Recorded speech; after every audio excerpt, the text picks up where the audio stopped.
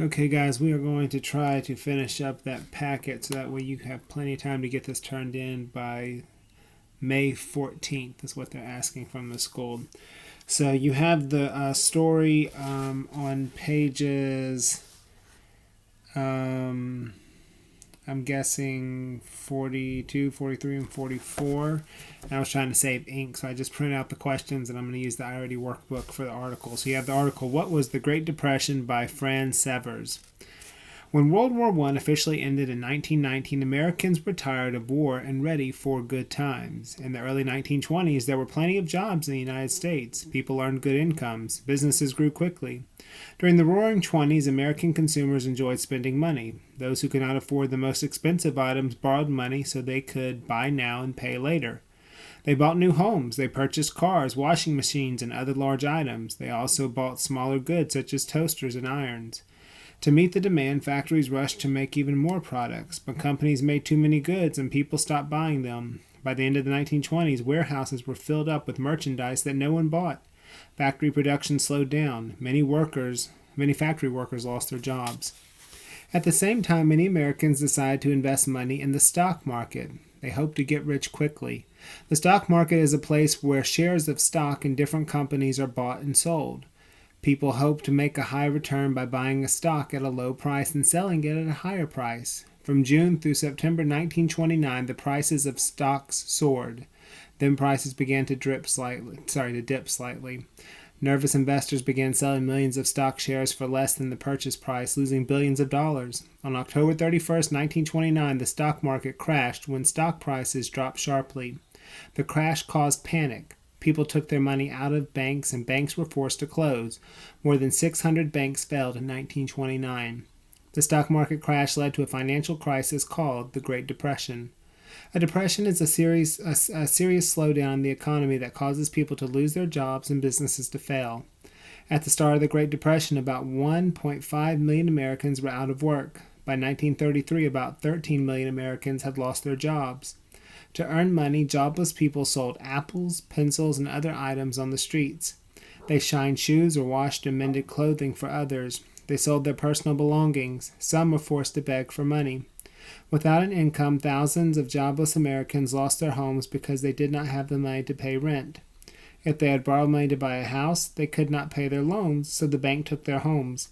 People were forced to live with friends or family members. If necessary, they stayed in churches or rooming houses. Sometimes the homeless built shacks from old crates and scrap metal. These temporary homes lacked electricity or running water. About 2 million homeless men, women, and children drifted around the country. They broke the law by hitching free rides on trains. They rode from place to place looking for work, food, and shelter. Millions stood in lines for free bread or soup that charity groups provided. In 1931, charity groups in New York City served about 85,000 free meals every day. Under President Franklin D. Roosevelt, America's economy slowly improved. Roosevelt's plan to fix the nation's money problems was called the New Deal. To improve the situation, the government passed laws that changed banking systems, provided the needy with aid, and created new jobs. In 1933, about 25% of Americans were jobless. By 1937, the unemployment rate had fallen to about 14%. Unfortunately, nearly 8 million Americans still did not have jobs. The Great Depression lasted for more than 10 years. In 1941, the United States entered World War II. Factories started making war supplies such as airplanes, tanks, and ships. As the need for war supplies increased, businesses hired more and more people. America's hard times finally came to an end. All right, so now we have the questions. It says, question 1, part A, by the end of the 1920s, warehouses were filled up with merchandise that no one bought. What does the word merchandise mean as is used in this sentence? So looking at the words around, would it be goods, large items, shares of stocks, or jobs? Filled up with merchandise. It would be goods. So the answer is A. Which detail from paragraph 1 best supports the answer? Which shows you that would be goods? Would it be that no one bought? Would it be even more products? Would it be factory production slowed? Would it be lost their jobs?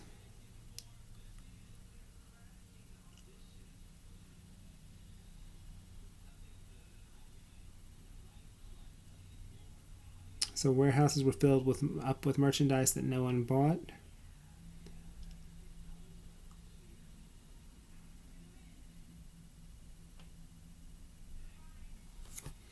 I'm going to look back. The reason I'm looking back is because A or B both sound pretty good, but I want to see the context.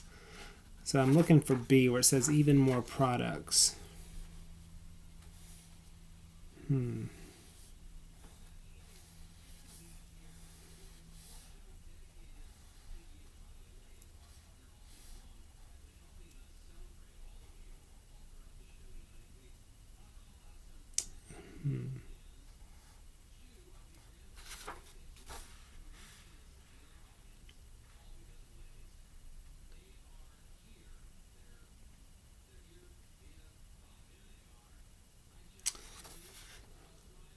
This is a tough one. B and C, I'm sorry, C and D are obviously wrong.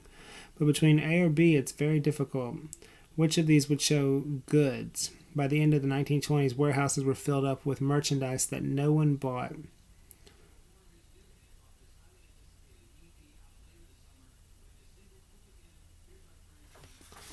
I need to find B where it says even more products.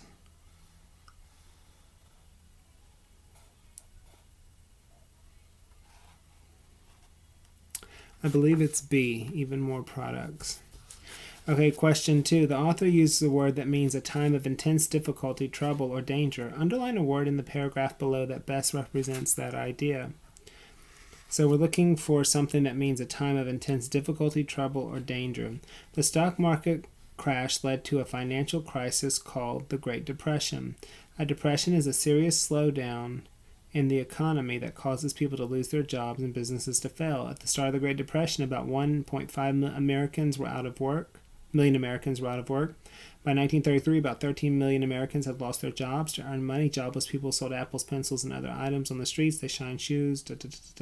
Okay, so what would mean a time of intense difficulty, trouble, or danger? It would be the word depression.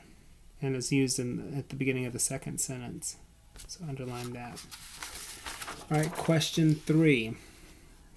Part A. What is the best meaning of the phrase hard times in paragraph 7 of What Was the Great Depression? So what's the best meaning of the phrase hard times? Would it be a time of great difficulty, a time when farmers couldn't grow crops, a time when jobs paid low wages, a period of mild sadness? Hard times. So let's go to paragraph 7. America's hard times finally came to an end. So that's going to be A, a period of great difficulty. Which sentence from the article helps the reader determine the meaning of the phrase hard times as is used in paragraph 7? Would it be A, about talking about good times? No. B, from paragraph 2, saying the prices of stocks soared? No. Soar means to go up. That's good. C, about 2 million homeless men, women, and children drifted around the country. I think that would qualify as hard times. So C for part B. All right, question 4. To meet the demand, factories rush to make even more products. Which dictionary entry best defines demand? A forceful statement, a wish, a strong need, or a question? And it's a strong need, C. They had a strong need to help meet the demands during that time. All right, so it has a short response. It says, paragraph 6 of the passage states, by 1937, the unemployment rate had fallen to about 14%. Define the phrase unemployment rate, and then they want you to have a context clue. So I'm going to go back to 6. I'm going to find that. So it's the next to last sentence. By 1937, the unemployment rate had fallen to about 14%. Unfortunately, nearly 8 million Americans still did not have jobs. So connecting to this, we can figure out that unemployment rate would be the amount of people who did not have a job. So I'm going to make that into my topic sentence. The phrase, I probably should have said term, but I'm writing in pen. I'm going to just go with it. The phrase, quote, unemployment rate,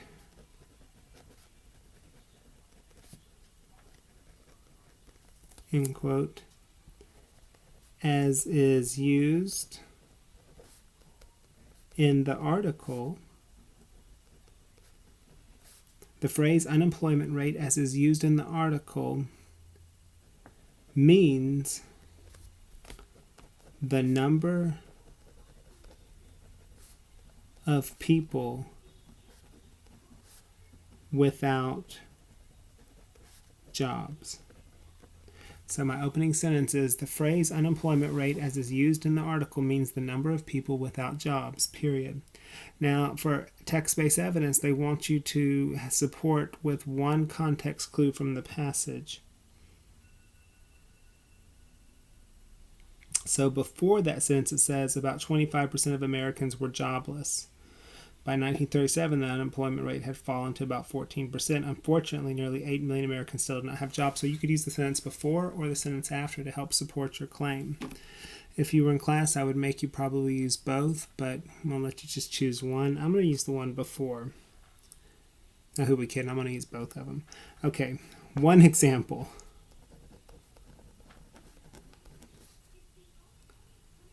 From the text is the phrase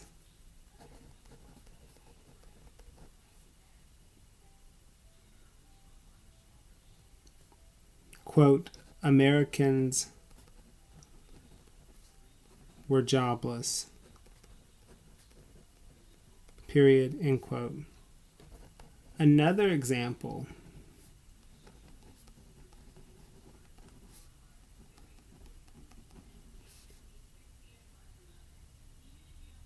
is the statement,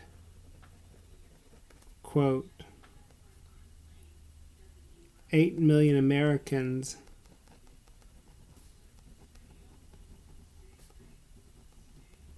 still do not have jobs.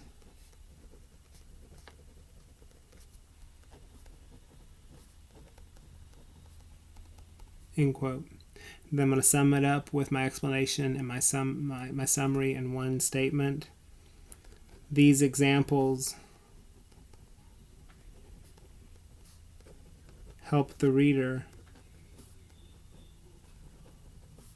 determine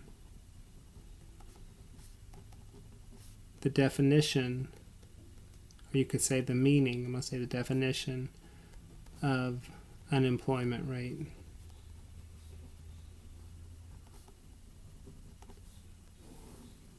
Period. And I'll take a picture and post that. Okay, one more assignment and then we are finished. Okay, so in your packet, page 48, it says this is a rough draft of a story. It has some mistakes. Read the story, then answer the questions that follow. Can they do it? Sunday, March 25th, everyone at Westfield Elementary School approached the date with fear and dread. The servers in the cafeteria prepared meals with worried looks and shaking hands. Teachers buzzed about it in the teacher's room. Students whispered about the approaching date in hallways. The date was so terrifying that some Westfield students break into tears at the mention of it. Others simply sat at their desks, stunned. Sunday, March 25th, was the first day of turn off the television and keep it off for the whole week. Mr. Humphrey Blodgett had graduated from Westfield Elementary School before television was even invented. He promised to take the entire school to Wacky World Water Park. In order to win the trip, everyone had to turn off his or her television set for a week. Would either Westfield students and Westfield teachers be up to the challenge? Does that include basketball games? Mrs. Travis asked. Mrs. Travis was a huge sports fan. What about educational television, Mr. Blodgett? Mrs. Morgan, the school librarian, wondered. Mr. Kramer thought he should be able to watch his favorite show for health reasons. No, there will be no television of any kind, Mr. Blodgett answered. Read a book, take a walk, or play a game. Then, looking right at Mr. Kramer, he added, learn to knit. It's very good for the nerves. Boy, how tough will this be? Mr. Kramer complained after Mr. Blodgett had left. But it turned out that it wasn't as difficult as everyone had thought. By the end of the week, the school was buzzing with excitement over having won a wonderful trip. All right, question 23 at the bottom of page 49. In order to win the trip, everyone had to turn off his or her television set for a week. Which of the following should replace the underlined part to make the sentence correct? It would be in order to win the trip, comma, everyone. So that would be B. All right, 24. The date was so terrifying that some Westfield students break into tears at the mention of it. Which word or words should replace the underlined verb to make the sentence correct? And I think I said this when I was speaking. Westfield students broke into tears at the mention of it. The date was so terrifying that some have broken. No. All right.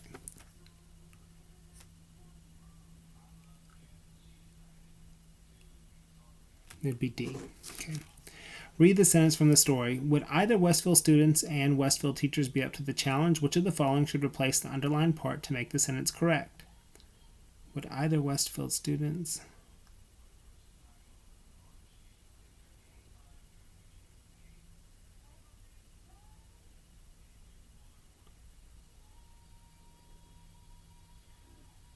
Let's see. So A is wrong. B, neither Westfield. B is wrong.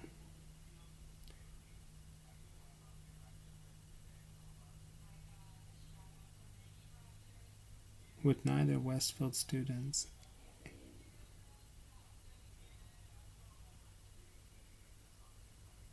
It would be D. Neither Westfield students and Westfield teachers.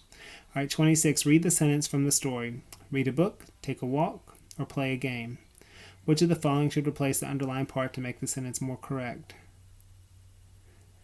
And you would take the semicolon out. So it would be